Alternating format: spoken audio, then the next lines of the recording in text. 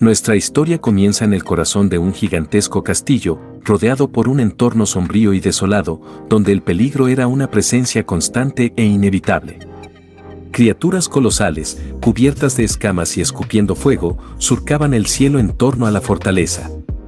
El héroe Vermú y sus 4 camaradas se dirigían al dominio de los demonios con una sola misión: subyugar al rey demonio y devolver la paz al mundo.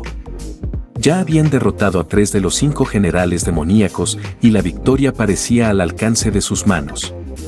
En su camino, el peligro era parte del paisaje. Las batallas intensas se volvieron rutina, eran empujados al límite en cada enfrentamiento, pero jamás bajaban el ritmo. Superaban todo como un solo cuerpo, como un verdadero equipo. Todos ellos eran guerreros en la cúspide del poder humano. Cuando se alcanza cierto nivel de fuerza y experiencia, el número de enemigos deja de importar, no son más que cifras, fácilmente arrasadas por su poder abrumador. No había débiles ni incompetentes entre ellos. La confianza entre compañeros era tal que podían encomendarse la vida unos a otros en plena batalla sin titubear. Sin embargo, esa armonía no borraba la chispa de rivalidad en el corazón de un espadachín, Hamel. Siempre celoso del héroe, lo veía como su eterno rival, aunque nadie más compartiera esa visión. A menudo parecía obsesionado con superar a Vermú, a veces siendo imprudente o incluso grosero, pero en el fondo, su lealtad era inquebrantable. Y lo demostró cuando más importaba. Durante un momento de aparente calma, cuando el grupo había bajado la guardia tras derrotar a varios enemigos menores, un ataque sorpresa se desató desde las sombras. Hamel, con su instinto afilado, fue el único que lo percibió. Un golpe mortal se dirigía directo a la espalda del héroe. No lo dudó ni un segundo. Se lanzó al frente, interponiéndose entre Vermú y la muerte. Recibió el impacto de lleno. La herida era devastadora, un profundo agujero atravesaba su pecho. Era demasiado tarde para salvarlo. El héroe, sin perder un instante, contraatacó con una furia fría y letal, aniquilando al enemigo de un solo movimiento. El resto del grupo se reunió en torno al cuerpo moribundo de Hamel. El horror y la incredulidad se reflejaban en sus rostros. Con la espalda vuelta al grupo, el héroe murmuró que no era necesario haber hecho algo tan imprudente. Pero Hamel solo pudo esbozar una sonrisa débil y decir que estaba bien, siempre y cuando fuera una caída honorable. Aunque, en el fondo, lamentaba no haber sido más sincero con sus compañeros, ni siquiera al final. Mientras sentía el abrazo helado de la muerte, le hizo un último ruego a Vermú, que no fallara en destruir al rey demonio. El héroe se inclinó, tomó su mano temblorosa y, con firmeza, juró por su nombre que cumpliría ese deseo.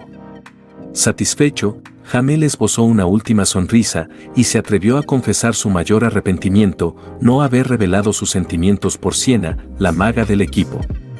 En su último aliento, lamentó no habérselo dicho antes. Pero justo en el clímax de esa escena tan dramática, todo cambió de forma abrupta. Ahora vemos a un niño de cabello plateado arrojando con fuerza al suelo un libro de cuentos heroicos, tan popular que se había convertido en un clásico. Ese libro relataba, con tono épico y romántico, la historia del grupo del héroe que salvó al mundo hace 300 años.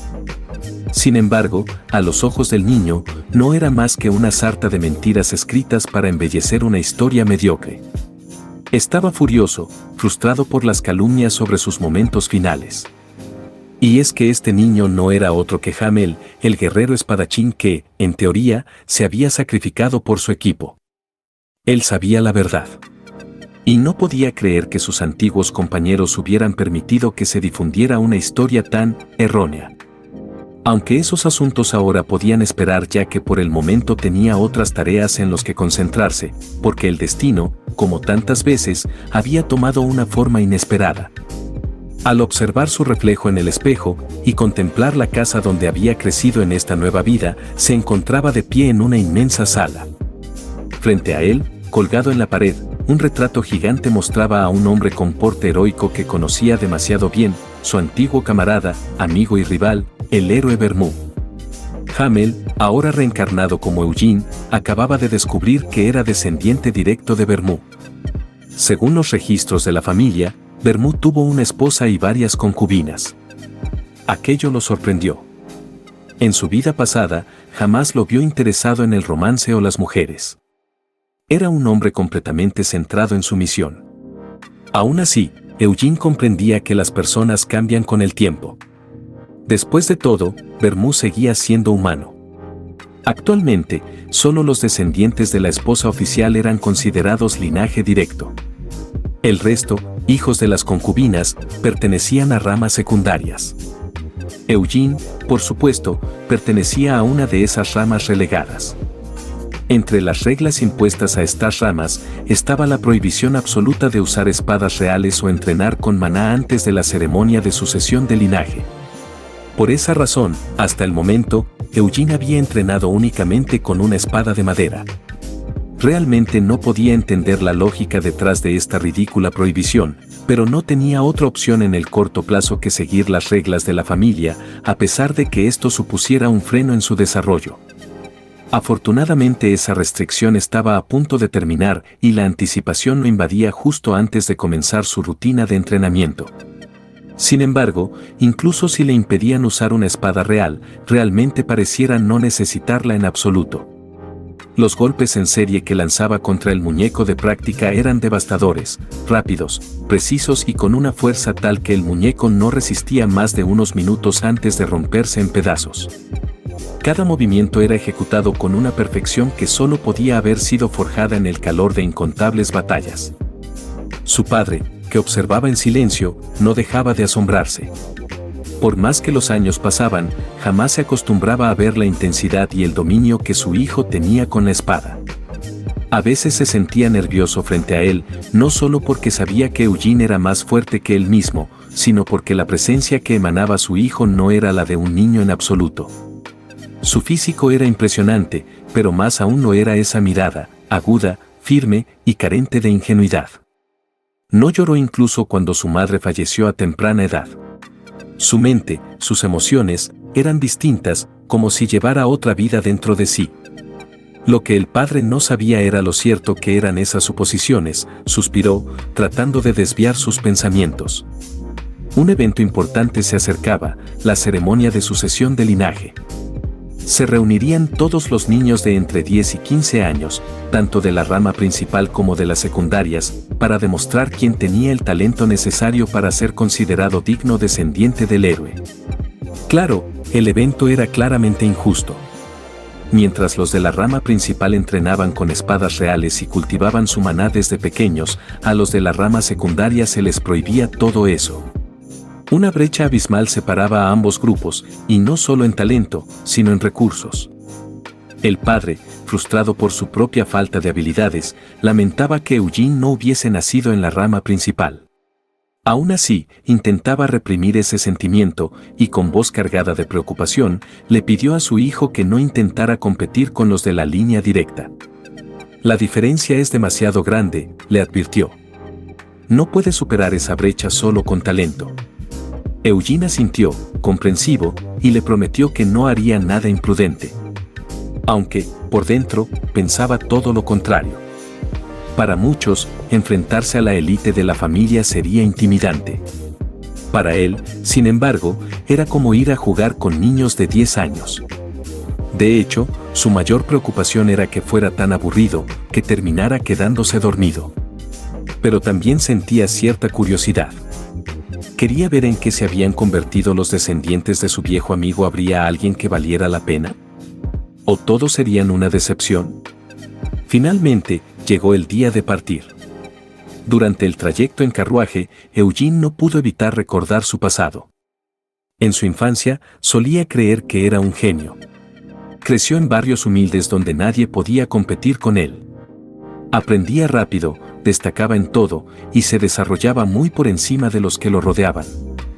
Pero todo cambió el día que se topó con verdaderos genios. El héroe era un monstruo de talento puro. Duque de su propio territorio, bendecido con poder, sabiduría y habilidades sin igual. Fue gracias a él que Eugene comprendió que no era más que un tipo con algo de suerte. Desde entonces, se dedicó a mejorar incansablemente, siempre pisando los talones de esa bestia invencible.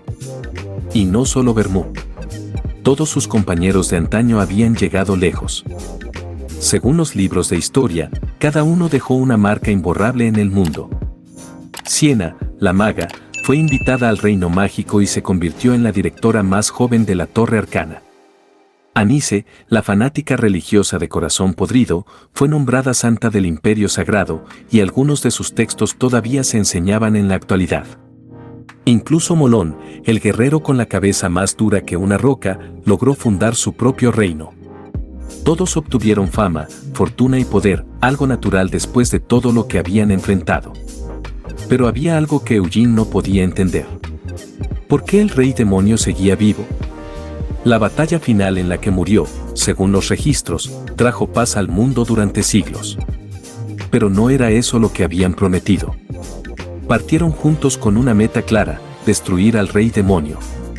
Y sin embargo, seguía existiendo. No sabía cómo sentirse al respecto. Al principio sintió rabia, frustración, desdén. Pero ahora, solo tenía preguntas. ¿Por qué? ¿Por qué sus antiguos camaradas permitirían algo así? No tenía las respuestas. Y por ahora, lo único que podía hacer era seguir adelante y fortalecerse aún más. En el carruaje, lo acompañaba un consejero de la familia principal, uno de los tantos sirvientes designados para instruirlo.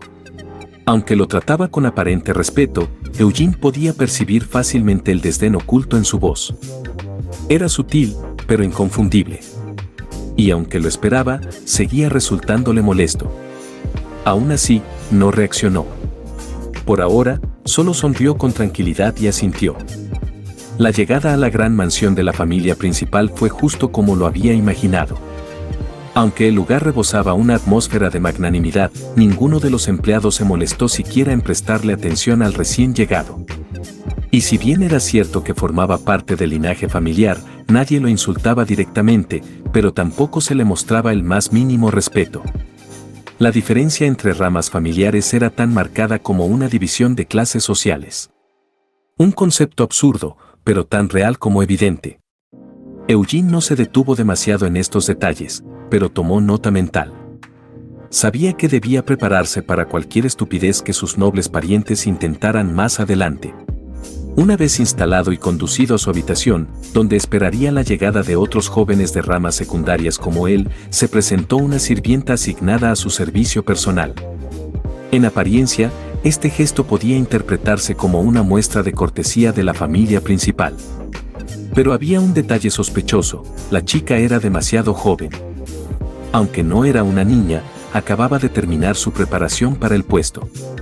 Estaba claro que tarde o temprano cometería errores, y cualquier tropiezo frente a un noble arrogante podía bastar para causar una escena. Eugene entendió de inmediato: le habían asignado a la chica esperando que él reaccionara mal ante un fallo y así justificar una reprimenda o castigo. Era una trampa simple, pero efectiva para alguien inexperto. Sin embargo, Eugene no era un niño. No demente, al menos. Tendrían que esforzarse mucho más si querían tenderle una trampa política que realmente funcionara. Suspirando con resignación, le pidió a la joven que le indicara dónde se encontraba el área de entrenamiento. La petición la tomó por sorpresa. Tardó unos segundos en reaccionar antes de conducirlo a un amplio terreno abierto, equipado con todo tipo de implementos para la práctica.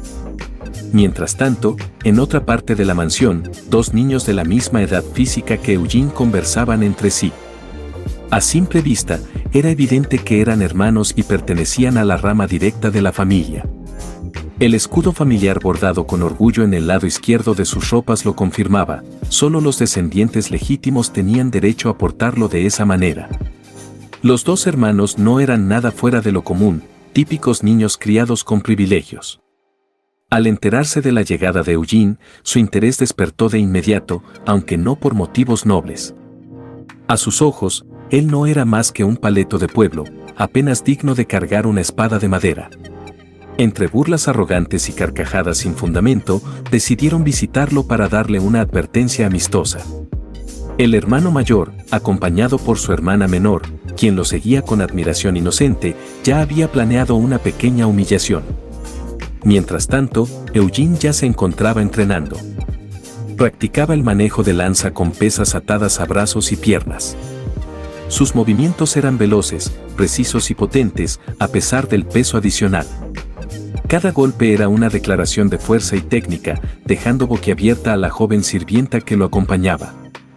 En su vida anterior jamás se consideró un holgazán. Pero debía admitir que su nuevo cuerpo era una locura, podía soportar cargas mucho mayores que antes, se recuperaba en cuestión de horas y asimilaba el entrenamiento con facilidad absurda. Sentía que entrenar así era casi como hacer trampa. Sería una estupidez no aprovechar semejante talento innato.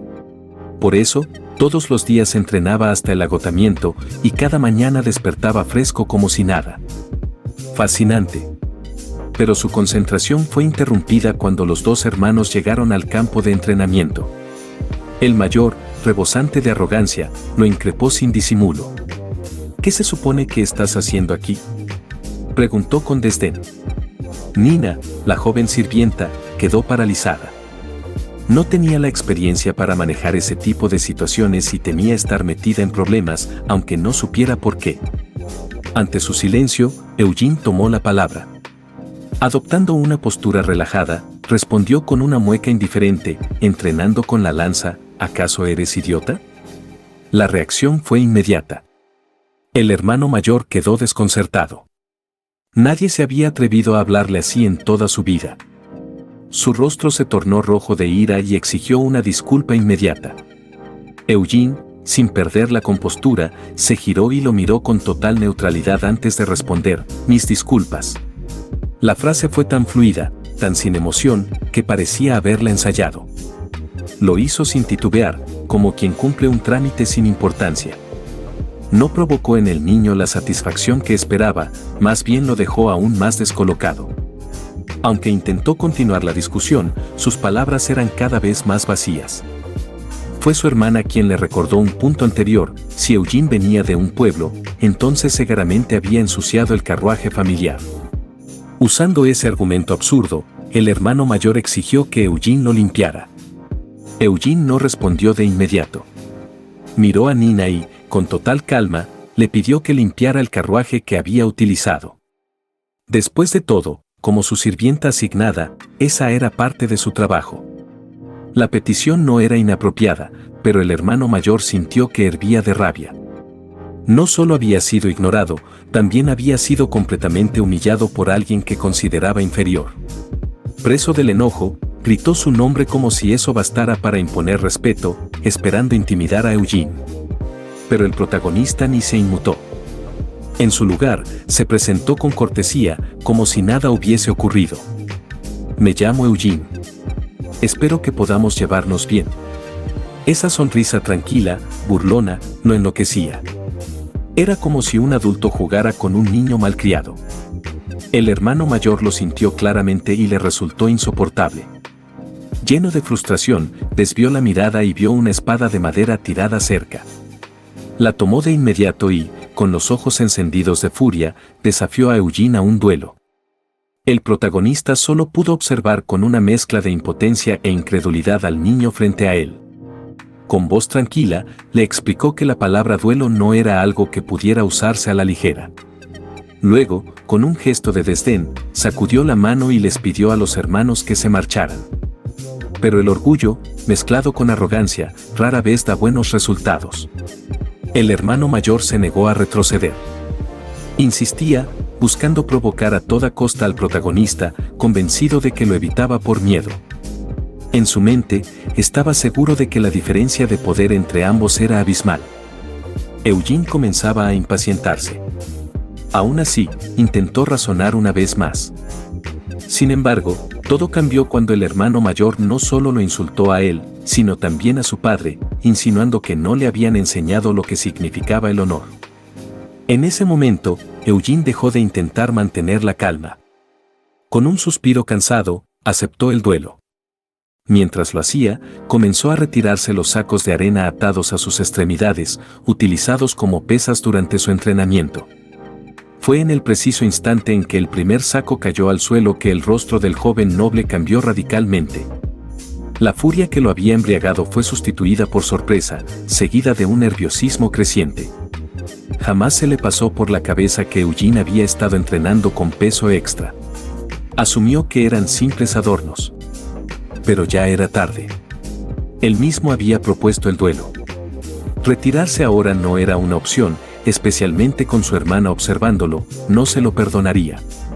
Bah, ¿qué tanto podría hacer un pueblerino contra un verdadero descendiente del héroe? Se repitió a sí mismo mientras preparaba su pañuelo. Lo arrojó entre ambos y el duelo dio comienzo. Lo que nadie esperaba fue que, justo en el instante en que el pañuelo tocó el suelo, Eugene se moviera a una velocidad tan abrumadora que resultó imperceptible para los presentes. Solo se supo dónde estaba cuando la punta de su lanza de madera impactó de lleno en el estómago de Cian. El golpe, aunque medido para no ser letal, fue devastador. El impacto levantó al joven noble y lo arrojó hasta las orillas del campo de entrenamiento, dejándolo fuera de combate en un instante. El duelo más corto de la historia había concluido. Su hermana corrió alarmada hasta él. Lo encontró pálido, temblando, y a los pocos segundos vomitó todo el desayuno. Jamás en su vida había sido humillado de forma tan rotunda. Eugene, por su parte, quedó ligeramente sorprendido. A pesar de su caída miserable, Cian había logrado usar sus reflejos para reducir el daño saltando ligeramente hacia el golpe. No estaba mal para alguien sin experiencia real de combate. Lamentablemente, ese talento natural parecía desperdiciado en alguien incapaz de dominar su actitud. Por mucho que los hermanos se quejaran, Eugene no tenía por qué sentirse culpable. No rompió ninguna norma. El duelo comenzó oficialmente con el pañuelo, y si Cian no estaba preparado, no era culpa suya. La hermana, con una mirada aguda, no pudo evitar preguntar, ¿acaso has estado usando maná? Eugene lo negó con firmeza. Todos los miembros de las ramas secundarias tenían prohibido entrenar con maná hasta después del evento de sucesión. Pero la chica lo miró con escepticismo. Según ella, era imposible que alguien sin maná pudiera cargar tanto peso, y aún menos moverse a esa velocidad. Incluso si Cian hubiera estado preparado, el resultado habría sido el mismo. Eugene sonrió con sarcasmo. «¡Qué ojos tan agudos!», respondió, burlón. Antes de que pudieran continuar, un hombre apareció corriendo desde la mansión, alarmado por el estado de Cian. Eugene lo observó con atención, tenía habilidades.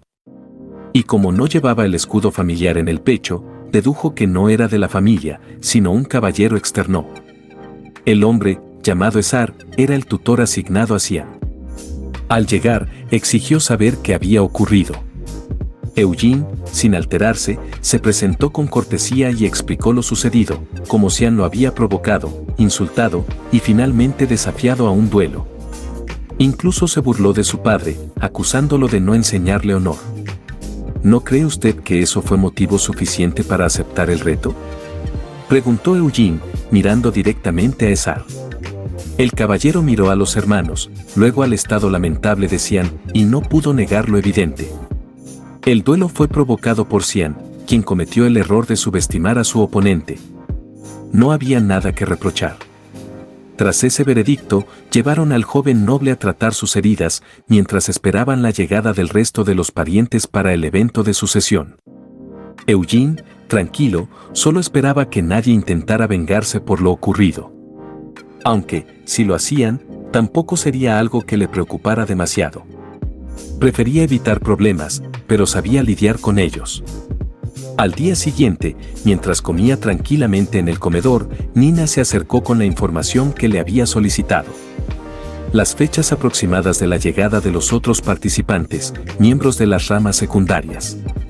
Con esa información, Eugene salió a caminar bajo el sol. Respiró profundo y, en su interior, pidió disculpas a su viejo amigo. «Voy a fastidiar un poco a tus descendientes. Espero que no me guardes mucho rencor», murmuró con ironía. Después de todo, aunque también era un descendiente, no es como si realmente disfrutara el juego.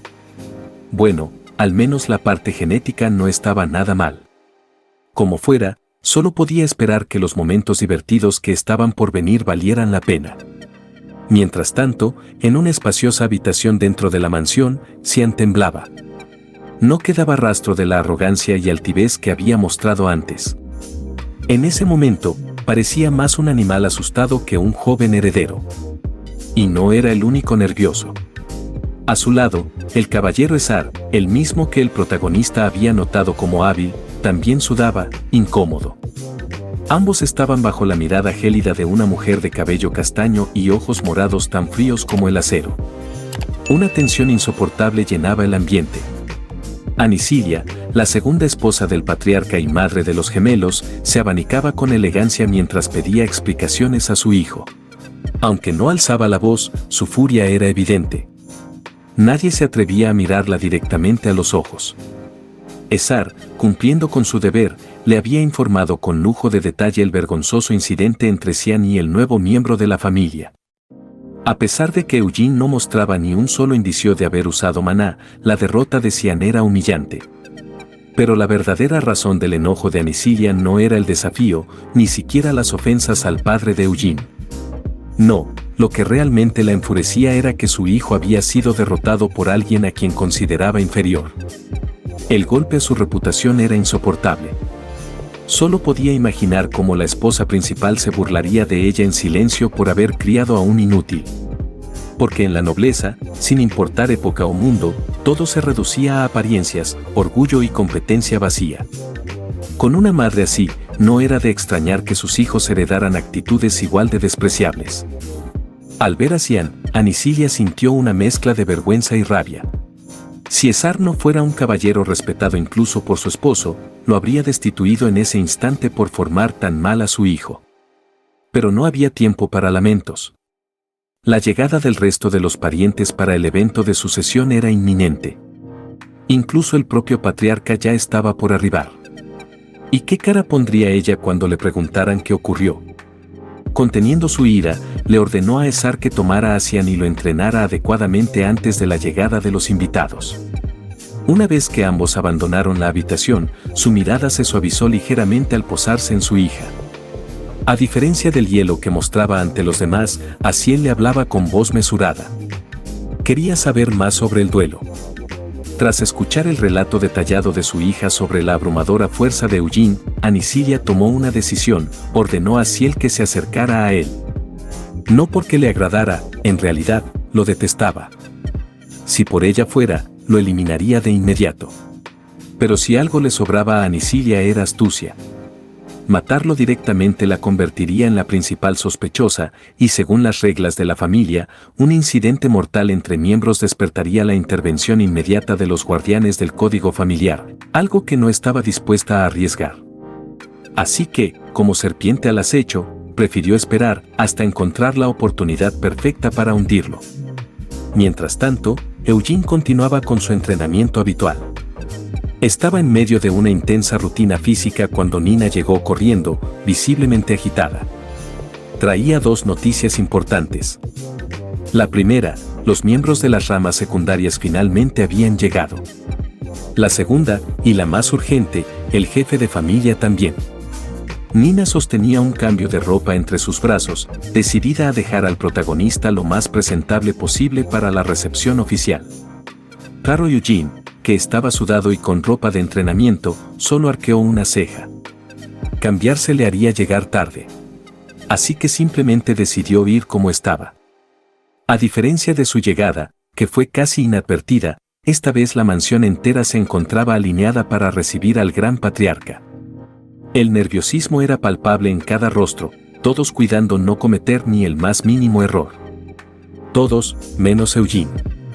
Él era probablemente el único completamente relajado en el lugar. De hecho, aprovechaba la ocasión para observar detenidamente a las personas que normalmente no habría podido ver tan de cerca. Entre ellas, reconoció fácilmente a la mujer que acompañaba a los gemelos, sin duda, Anicilia, la segunda esposa del patriarca. Al otro lado, se encontraba una figura aún más imponente, con un porte elegante y majestuoso, la esposa principal.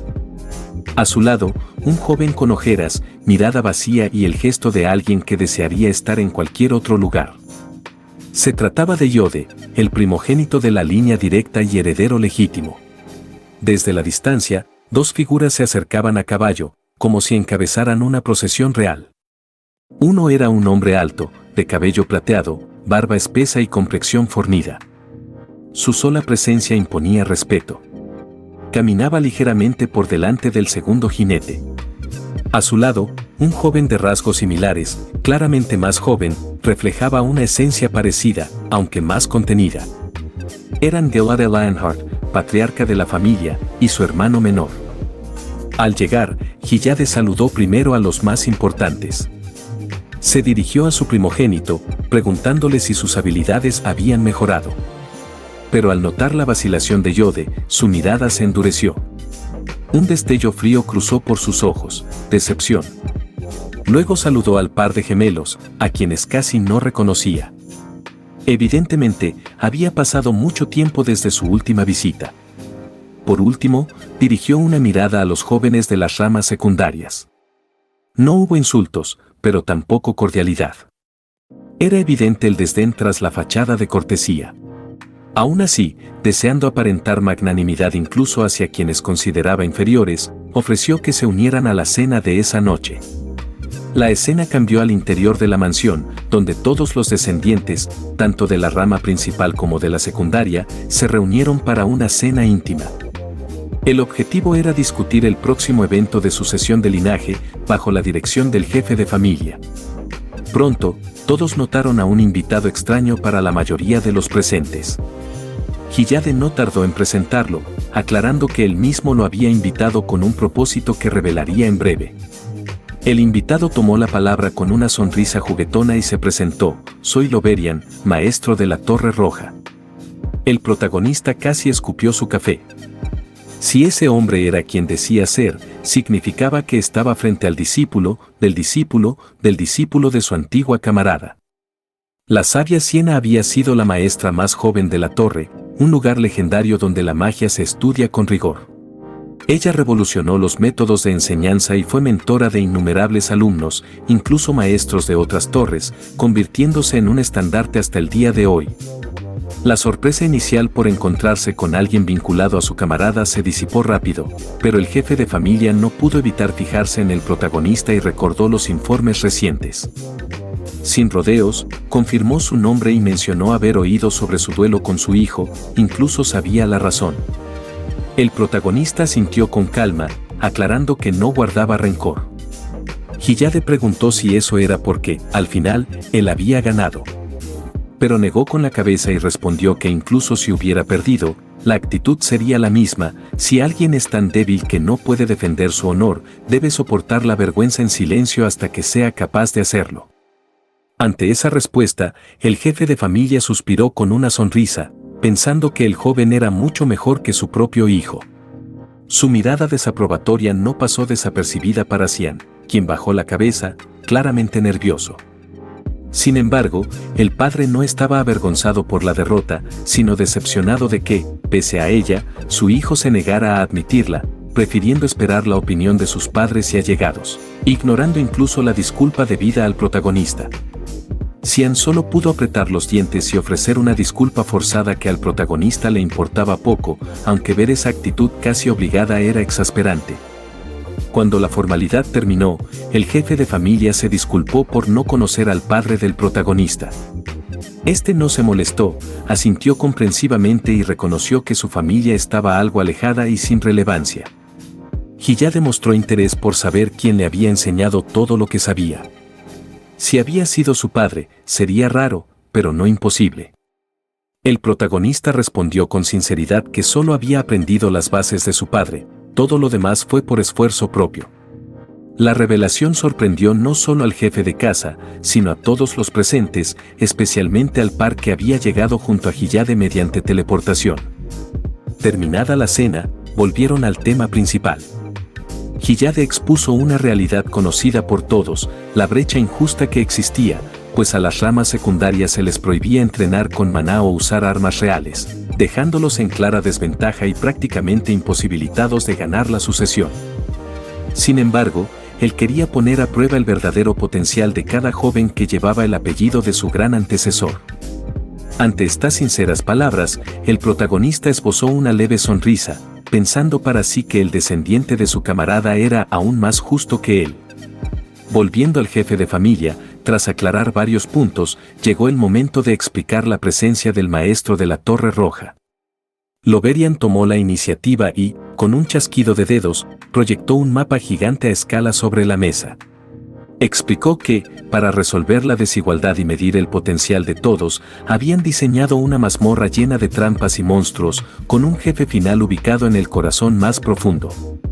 Cada participante entraría por diferentes entradas con la misión de superar los obstáculos y derrotar al monstruo élite central. Aunque todo parecía real, aseguró que no era más que una ilusión mágica. Aún así, la sensación sería tan vívida como si fuera real. Mientras algunos respiraban aliviados pensando en quedarse en la entrada para evitar el daño y perder puntos, el protagonista, lejos de mostrarse nervioso, analizaba con atención la mezcla de magia invocadora y control mental de alto nivel que percibía en la prueba. No esperaba menos de alguien que ostentaba el título de maestro de torre.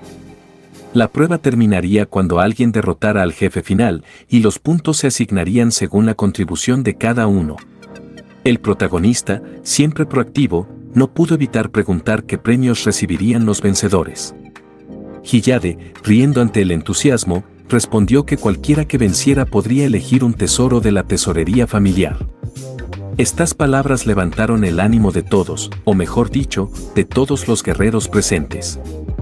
Después de la reunión, el protagonista ya se preguntaba qué tesoro escogería, seguro de que ganaría. Pero sus pensamientos fueron interrumpidos cuando dos familiares, Garcís y Desaíra, el par que llegó con el jefe de familia, se cruzaron en su camino, con miradas hostiles y un aura amenazante. En poses imponentes, Garcís preguntó directamente al prota si era cierto que había derrotado a Cian en un duelo. El protagonista respondió con rapidez, evitando cualquier conversación incómoda, y simplemente ignoró al par, dando por terminada la charla. Esto sorprendió a Garcís y Desaíra, quienes no esperaban ser desestimados tan fácilmente, pero no tenían mucho que hacer al respecto. Poco después, bajo el manto de la noche, el prota entrenaba en el campo con sus habituales pesos atados a las extremidades, aunque esta vez empuñaba una espada de madera en lugar de la lanza. Sus movimientos eran impecables, gracia, velocidad y precisión dejaban solo un rastro de polvo y una imagen residual. Pero no tardaron en aparecer nuevamente Garcís y Desaíra, esta vez la chica cargaba con dos lanzas de madera. El prota, curioso, observó atento sus acciones. Cuando se detuvo, Garcís, con su imponente físico, se acercó paso a paso y, sin saludar ni medir palabras, se quitó la camisa de un movimiento rápido, revelando un torso musculoso y definido. Después de respirar profundo como preparación, flexionó los músculos, resaltando las venas, y se quedó estático frente al prota. Este quedó sin palabras, sin saber qué pensar o sentir ante tal exhibición. La situación se volvió aún más extraña cuando Garcís, con un golpe decidido en el pecho, declaró que el prota podía tocarlo. La respuesta fue un rotundo rechazo. Garcís entonces adoptó diversas poses que acentuaban su musculatura y explicó que su familia usaba una medicina secreta que promovía el desarrollo muscular óptimo, incluso sin maná y sin efectos secundarios. El prota estaba desconcertado, pensando que aquel dúo había venido a venderle algún producto. Pero Desaíra, con mirada firme, desestimó las palabras de Garcís y afirmó que esa medicina sí tenía efectos secundarios, sin importar el sexo, quien la usara terminaría con una barba espesa. Luego, dirigiéndose al prota, preguntó sobre los detalles del duelo con Cian. Según había oído, cuando luchó contra Cian había usado una lanza, pero ahora el prota entrenaba con espada. Él respondió con calma que dominaba ambas armas con soltura. Desaíra, en silencio, presionó aún más su lanza y se la lanzó al prota, declarando con decisión que ella se especializaba en el uso de la lanza y lo retaba a un duelo oficial. Mientras tanto, Garcís, completamente ignorado, se quedó en medio fungiendo de juez y declarando que el duelo debía ser justo. Al ver la expresión simplona y llena de músculos de Garcís, el prota no pudo evitar recordar a Molón, su antiguo compañero, un guerrero formidable, pero poco astuto, y se preguntó si aquel musculoso espécimen sería descendiente del bárbaro. No perdió más tiempo en esos pensamientos, pues Garcís anunció el inicio del duelo. Desaíra atacó con decisión y algo de enojo. Para ella, la lanza era un arma digna, motivo de orgullo, y escuchar que el prota dividía su tiempo entrenando con espada y lanza le pareció un insulto, como si despreciara su arma. Impulsándose con todo, buscó demostrar que la lanza no era un juguete. Pero apenas dio unos pasos, quedó paralizada. Ante ella, el prota permanecía erguido, lanza en mano, sin hacer movimiento alguno. Solo su presencia bastaba para comunicar que, a pesar de toda una vida entrenando, ella no había encontrado ni un solo hueco en su defensa. Era como enfrentarse a un muro impenetrable. Esto la dejó aturdida por un instante. El prota, con tono burlón, la instó a atacar. Sus simples palabras fueron suficientes para hacer que Desaira olvidara sus dudas y se lanzara al ataque. Pero la realidad no mentía, sin importar la intensidad, velocidad o fuerza de sus golpes, cada uno fue bloqueado con perfección. Desesperada, intentó un ataque por un punto ciego, posicionándose a sus espaldas con la velocidad que creía suficiente para acabar rápido. Sin embargo, justo cuando la lanza casi alcanzaba su objetivo, el prota pisó con decisión el cabo de su arma, justo debajo de la punta, inmovilizándola por completo. Al mismo tiempo, colocó la punta de su lanza en el cuello de Desaira. Garcís, el vendedor de medicina dudosa, dio por terminado el duelo y declaró al prota vencedor, aunque no pudo evitar mostrar un dejo de sorpresa. La noche se volvió aún más profunda, y en medio de la oscuridad, nuestro protagonista fue abruptamente despertado por el mismo par con el que había interactuado durante la tarde. Garcís, en su ya característica pose imponente, estaba de pie junto a la cama del prota y, con voz estruendosa, declaraba que necesitaban su fuerza para la próxima prueba. El prota, visiblemente exasperado por la falta de tacto del musculoso, no pudo evitar quejarse. Después de todo, ¿quién en su sano juicio despierta a alguien en plena noche solo para decirle eso?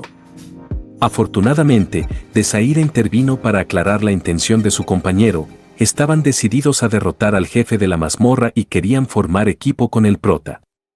Este solo suspiró, respondiendo con total seguridad que le daba igual, ya que él planeaba vencer al jefe por su cuenta.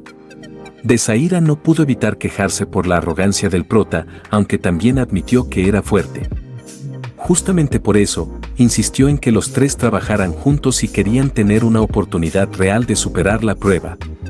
Intrigado, el prota preguntó por qué ese afán de ganar. La respuesta llegó sin rodeos. Desaira estaba harta de que, en toda la historia de la familia, ninguna rama secundaria hubiera superado jamás a la principal. Pero ahora, con ella, Garcís y el prota en la misma generación, las probabilidades de romper esa maldición eran más altas que nunca y no pensaba dejar pasar esa oportunidad. Mientras tanto, bajo la misma noche, Anicilia, la segunda esposa del jefe de familia y madre de los gemelos, se encontraba en sus aposentos, sumida en cavilaciones. Todo lo ocurrido ese día le permitía vislumbrar con claridad el posible desarrollo futuro de la casa principal. Con la visita del maestro de la Torre Roja, era probable que Yode, el hijo mayor y heredero, fuese elegido como su aprendiz. Desde pequeño, Yode había preferido los libros al ejercicio físico y su afinidad natural con la magia era notable. Si se lo llevaban a la torre para formarlo como mago, inevitablemente dejaría el camino libre para que otros aspiraran al liderazgo. Los gemelos, aunque de la línea directa, nunca dejarían de cargar con el estigma de ser hijos de la segunda esposa. Ella había luchado para protegerlos, pero la derrota de su hijo a manos de un descendiente de la rama colateral ponía en jaque todo su esfuerzo. Sin embargo, una idea nueva se formó en su mente, y si el prota demostraba un talento tan abrumador que fuera capaz de derrotar a todos los herederos directos. En ese escenario, la derrota de Xian no solo sería irrelevante, sino comprensible. Finalmente, amaneció el día de la prueba. Todos los descendientes estaban reunidos en un claro rodeado de naturaleza, frente a un gran portal creado con la magia del maestro de la Torre Roja.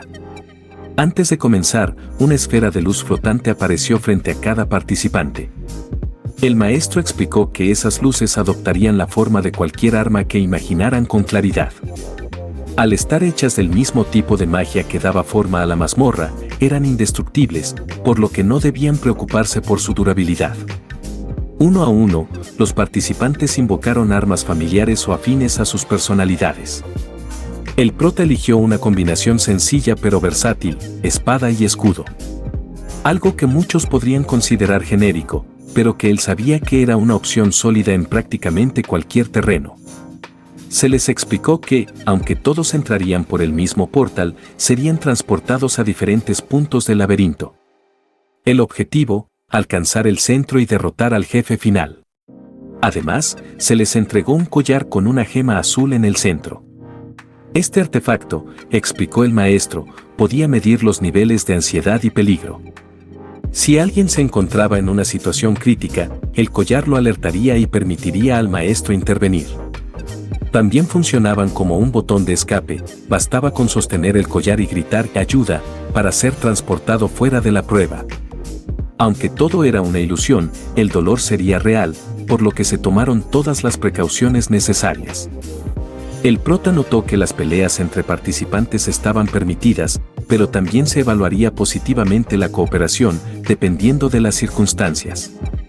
Con todo listo, los jóvenes se adentraron en el portal. Al cruzarlo, el prota se encontró solo en un largo y oscuro pasillo. La ambientación le recordó sus tiempos de aventurero, cuando exploraba mazmorras reales junto a su equipo. Exploró tantas hasta que se aburrió. Sin perder tiempo, analizó el terreno y definió su estrategia. El pasillo angosto limitaba el uso de armas de largo alcance, lo que convertía su elección de espada corta y escudo en una opción ideal. Aunque sencilla, era una elección acertada, propia de alguien con experiencia real. Y con todo planeado, se dispuso a avanzar, sabiendo que esta mazmorra, diseñada para niños nobles, no sería un gran desafío. Después de todo, estaba más que preparado para reclamar su recompensa. La prueba había comenzado, y con el paso del tiempo, los participantes se adentraban cada vez más en la mazmorra, enfrentando a su manera los retos esparcidos por el camino. Aunque entre ellos había jóvenes talentosos con potencial latente, la realidad no era la misma para todos. La mayoría de los descendientes de las ramas secundarias fueron el ejemplo más claro de ello. Pese a luchar con todo lo que tenían, su resistencia no fue suficiente. Apenas pasada la primera hora, 3 de los menos destacados ya habían abandonado, solicitando la evacuación. El jefe de familia, al verlos salir, no dijo nada más que unas palabras para que descansaran. Sin embargo, el desdén en su mirada era evidente, como si no pudiera aceptar que alguien tan patético llevara su apellido. Poco después, tanto el jefe como el maestro de la Torre Roja se sentaron a observar el desarrollo de la prueba. A través de las habilidades del mago, podían seguir en tiempo real a todos los participantes dentro de la mazmorra. Con los lastres ya fuera, concentraron su atención en los verdaderamente prometedores. No obstante, aunque los restantes eran talentosos, seguían siendo jóvenes inexpertos, algo que se notaba en los detalles. Por ejemplo, Garcís había elegido un arma poco adecuada para un entorno angosto como aquel. Tal como había predicho el protagonista, blandir armas largas o pesadas en esos pasillos estrechos era poco práctico. Aún así, Garcís avanzaba a fuerza bruta, destruyendo a los enemigos con pura potencia. Torpe, sí, pero imparable. En contraste, Tesaíra mostró una estrategia más inteligente. Ágil y perspicaz, evitaba enfrentamientos innecesarios y avanzaba con un estilo conservador pero eficiente, ahorrando energías para los momentos clave. Cian y su hermana llevaban ventaja de información. Gracias a su madre, habían estudiado los planos del laberinto y conocían con antelación las trampas del recorrido. Cian avanzaba con extrema cautela, priorizando la seguridad. Su hermana, en cambio, era impulsiva, moviéndose con rapidez y guiándose por su instinto, lo que evidenciaba una falta de madurez emocional. Iode, el heredero mayor, tenía una expresión fascinada. Más que pelear, se dedicaba a observar a los monstruos, intrigado por la magia que les daba forma. Aunque lograba sortear a los enemigos más pequeños, su verdadero interés brillaba en sus ojos. Incluso el maestro de la Torre Roja notó esa fascinación, lo que llevó al jefe de familia a confirmar que desde niño, Iode había mostrado una afinidad especial por la magia. En su momento, intentaron traerle un tutor de la capital, pero el joven se negó a continuar. ¿Por qué?, preguntó el maestro, genuinamente intrigado. El jefe de familia suspiró con cierto pesar. Iode cree que debe convertirse en el próximo líder de la familia por el bien de su madre. Y como la magia no es valorada en la casa Bermú, abandonó ese sueño. El maestro asintió con comprensión. Sabía que el camino de la magia era arduo y poco comprendido. El jefe de familia, sin embargo, aún guardaba la esperanza. Si su pasión por la magia persiste, sería incapaz de negarle la oportunidad de estudiar contigo, dijo con sinceridad. No prometo nada, respondió el maestro con seriedad. Puedo observarlo, pero si no tiene talento, no lo aceptaré como discípulo. Lejos de molestarse, Hiyade asintió. Lo único que deseaba era que su hijo siguiera el camino que realmente amaba. En ese momento, confesó que, a su hijo, en lugar de su antepasado legendario, su verdadera inspiración siempre fue la sabia Siena. Incluso él mismo admiraba aún más a otra figura que no era su antepasado, aunque tampoco fue la sabia Siena. El maestro sonrió. Él mismo había crecido escuchando las hazañas de aquella mujer legendaria. Cada vez que el antiguo grupo de héroes se encontraba en peligro, ella creaba un nuevo hechizo que salvaba el día. Su ingenio y poder eran motivo de admiración para cualquier mago. Entonces, dijo el maestro, intrigado. Si no admiras más a tu ancestro ni a Siena, ¿quién es tu favorito? Hiyade estaba a punto de responder cuando una imagen captó su atención, haciéndolo callar al instante. El maestro, al ver su reacción, dirigió la mirada al mismo punto y ambos quedaron sin palabras. En la imagen, el protagonista estaba de pie frente a una criatura colosal que lo triplicaba en tamaño. Sin inmutarse, desvió un golpe brutal con su escudo, el cual contenía la fuerza suficiente para destrozar el suelo bajo sus pies. Lo que siguió fue una secuencia vertiginosa de movimientos veloces, precisos y devastadores. Técnicas tan bien ejecutadas que, si no supieran la verdad, habrían jurado que se trataba de un guerrero veterano. La escena causaba escalofríos. La diferencia visual entre ambos combatientes era abismal, pero el monstruo era quien estaba siendo superado. En ese momento, no era posible evitar la pregunta, ¿quién era realmente el monstruo en ese enfrentamiento? Una vez resuelto el asunto, el protagonista retomó su camino como si nada hubiera pasado, sin perder el ritmo ni mostrar señales de agotamiento. Su andar relajado, casi indiferente, dejó sin palabras a los evaluadores que lo observaban desde la distancia. No pasó mucho antes de que el jefe de familia esbozara una amplia sonrisa. Para él, presenciar a un joven sin experiencia real de combate neutralizar tan limpiamente a una criatura diseñada para intimidar era simplemente excepcional. Sin embargo, quien más impresionado estaba era el maestro de la Torre Roja. Él mismo había colocado al Troul como una barrera intimidatoria, no para que fuera vencido. Incluso lo había creado más grande y amenazante que uno real, convencido de que serviría como disuasivo para forzar a los participantes a buscar rutas alternativas. Jamás imaginó que sería derrotado tan fácilmente. Por un instante, el maestro dudó de sus propias habilidades, pero enseguida desechó esa idea. No era él quien estaba mal. Era ese chico el que era extraordinario. Para alguien como él, solo existía una palabra capaz de describirlo con precisión: genio. Mientras el tiempo pasaba, otros participantes también alcanzaron la sección de la mazmorra donde el Troul aguardaba. En el caso de Garcís, enfrentó al monstruo con toda la fuerza que su cuerpo le permitía. A diferencia del protagonista, que ni siquiera necesitó esforzarse por considerarlo demasiado débil, Garcís no podía concebir la idea de huir o trazar estrategias. Su única respuesta ante el peligro era enfrentarlo de frente. Herido, sangrando y con el cuerpo lleno de marcas de batalla por las trampas del camino, Garcís utilizó hasta la última gota de energía para derribar al Troul. Al lograrlo, una euforia intensa lo invadió, aunque no duró mucho. Apenas dio unos pasos antes de desplomarse por completo, completamente agotado. Iode, por su parte, entendió rápidamente el propósito de la criatura gigante. Fue quizá el único que comprendió el verdadero objetivo de la prueba. Usando una sencilla estrategia de distracción, logró superarla sin necesidad de enfrentarse al monstruo. En otro rincón de la mazmorra, los gemelos Xian y Ciel lograron reencontrarse, sorprendidos de haberse encontrado tan cerca del centro. Sin perder tiempo, decidieron unir fuerzas. Xian estaba decidido a no volver a mostrar una imagen tan vergonzosa frente a su hermana. Aunque su orgullo seguía herido, aún conservaba un profundo rencor hacia el protagonista, jurando cobrarse la revancha tarde o temprano. Ciel, en cambio, aunque parecía la típica hermanita devota, en realidad disfrutaba de molestar a su hermano con bromas y sustos. En medio del recorrido, fingió que podrían encontrarse con fantasmas, lo que puso visiblemente nervioso a Cian. Él trató de mantener la compostura, asegurando que no temía a tales cosas, pero el destino tenía otros planes. Justo al girar en una esquina, una mano ensangrentada apareció apoyada contra la pared.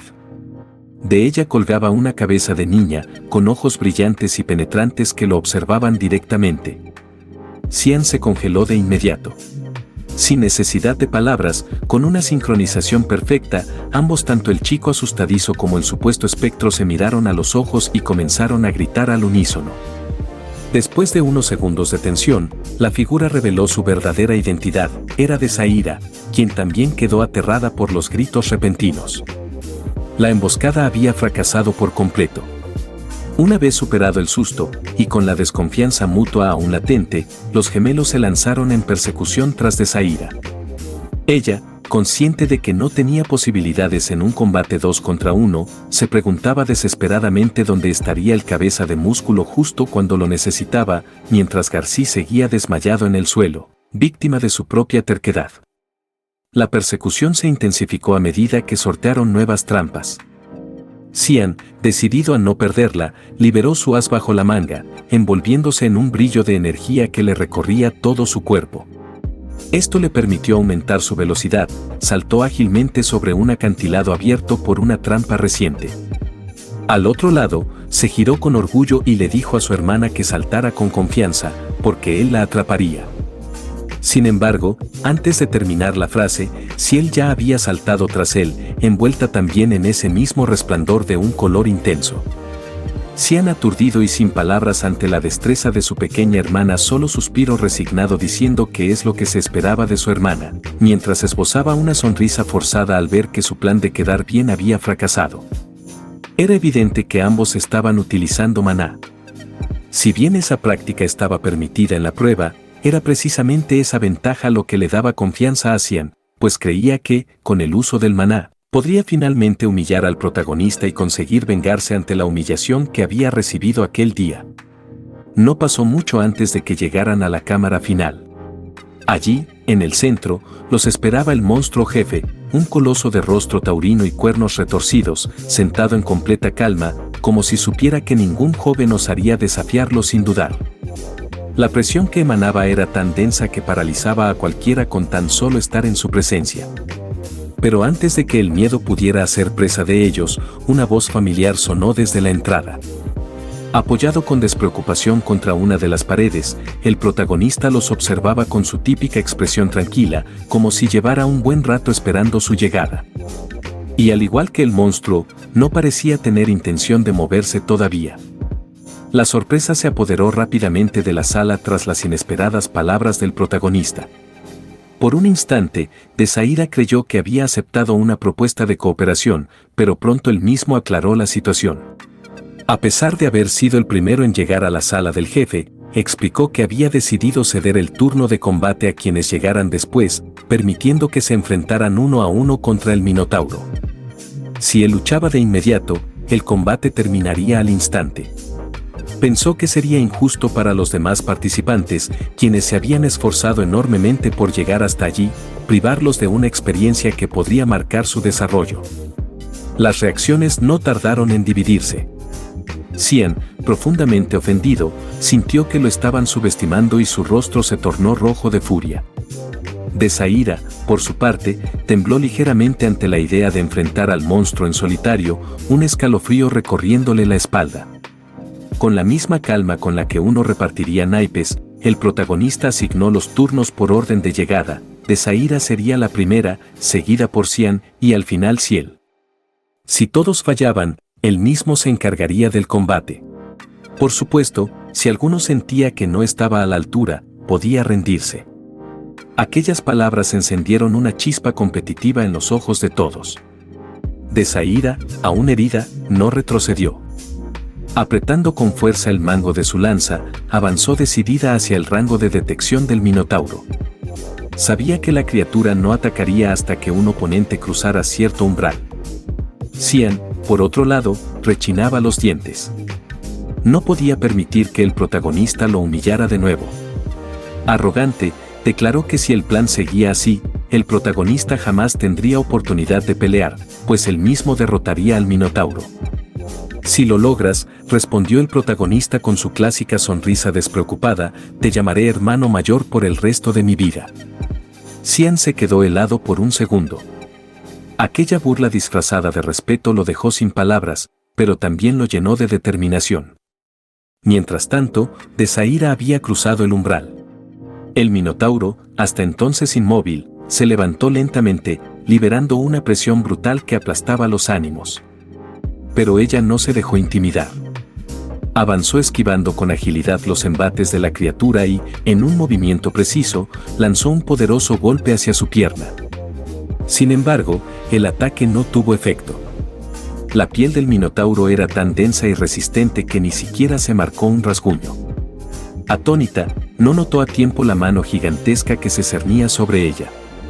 El Minotauro la atrapó fácilmente, como si no fuera más que una muñeca de trapo. Pero en lugar de aplastarla, simplemente la arrojó hacia la entrada, dando por terminado el combate. ¿Por qué no la remató?, preguntó Ciel, desconcertada. No es un monstruo real, explicó el protagonista con calma. Es un constructo mágico creado para la prueba. El combate termina en el momento en que el oponente queda incapacitado. Cian se levantó de inmediato, fulminando al protagonista con la mirada. No olvides lo que dijiste, gruñó. Verás la diferencia entre los límites de línea de sangre. El protagonista, como si pudiera ver directamente a través de él, respondió con una sonrisa sardónica.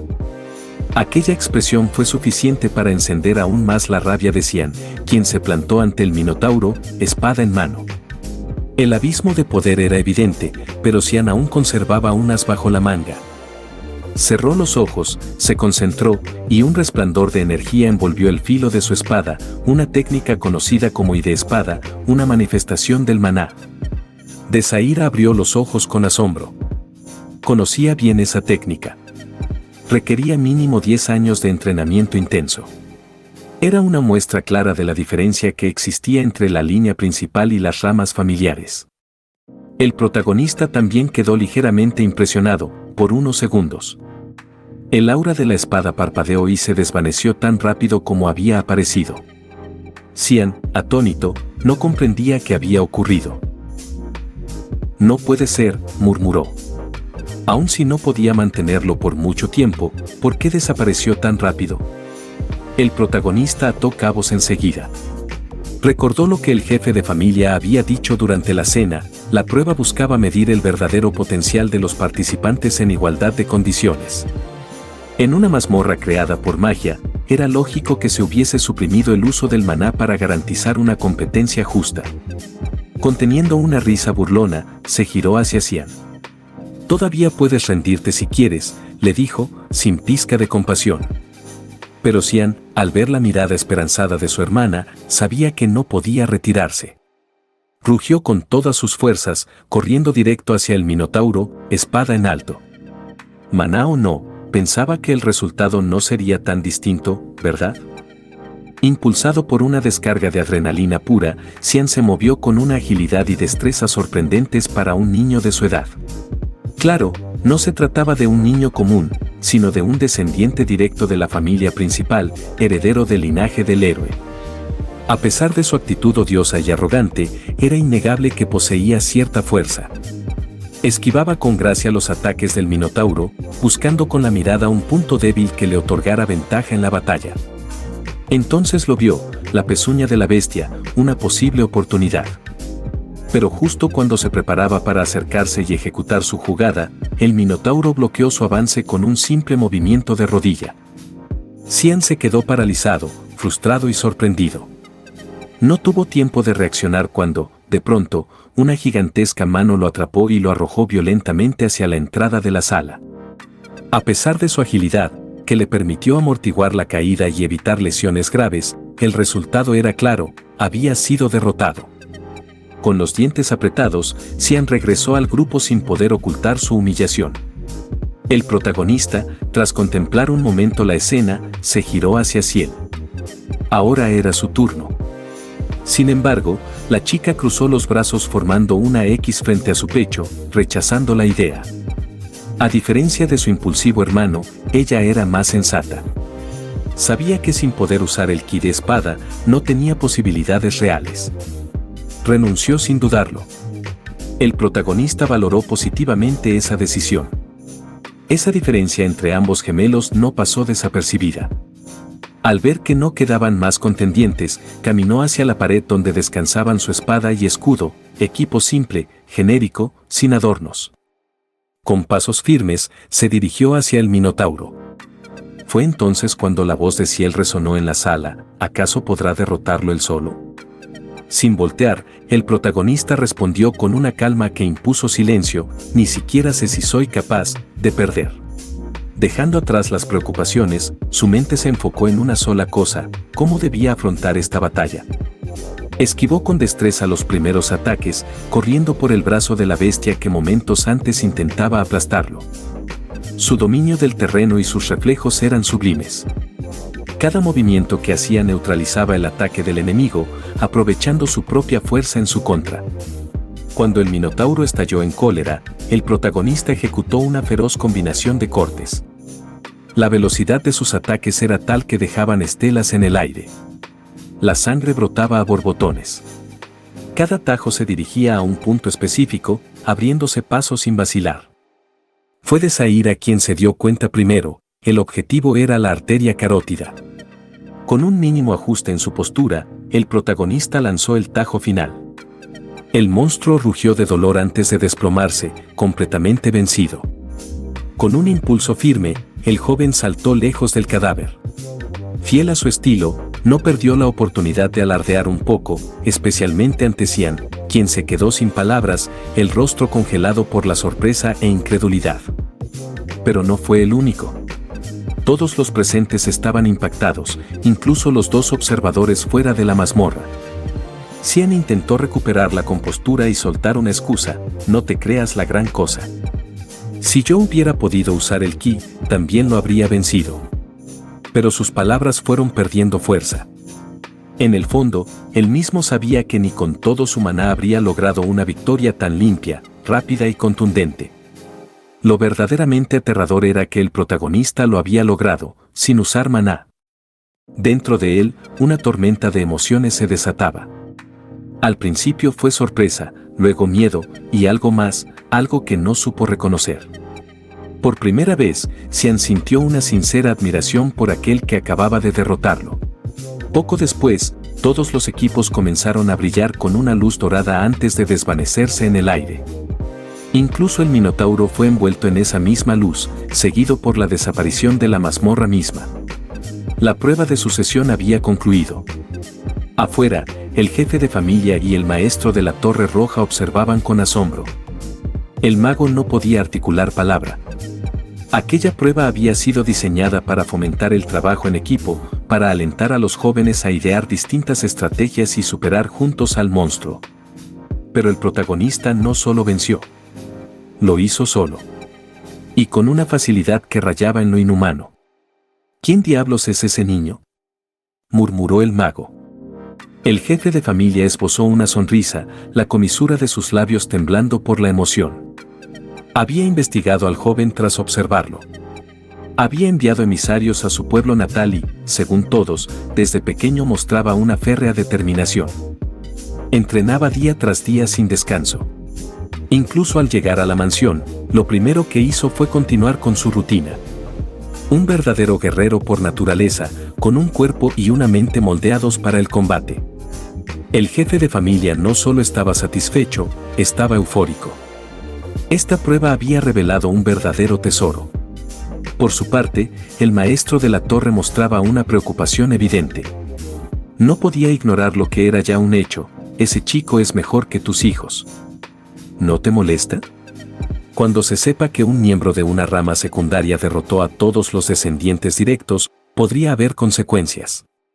Las ramas podrían comenzar a despreciar a la principal. ¿Qué hará si algún día quiere ser el sucesor? Pero el jefe de familia respondió con firmeza: los Leonard descendemos del héroe. Estamos destinados a ser guerreros. Si alguien más fuerte que nosotros merece liderar, entonces así debe ser.